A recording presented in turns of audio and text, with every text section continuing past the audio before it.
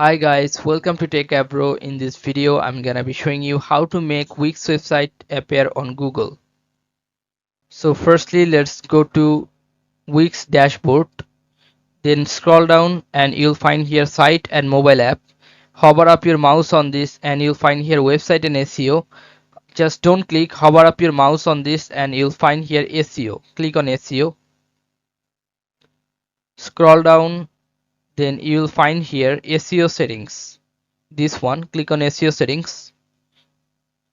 After that, scroll down and you'll find here site set site preference. Let search engine index in your site.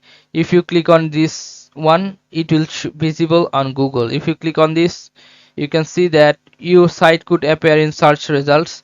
Turning on this feature means your site can now indexed and will eligible to display in search results. Are you want to continue? If you want to this continue, you have to click on show site.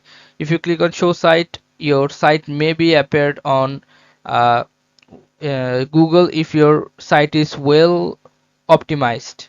Okay guys, so this is how you can do this guys. If you find this video helpful, then please give a thumbs up and don't forget to subscribe the channel.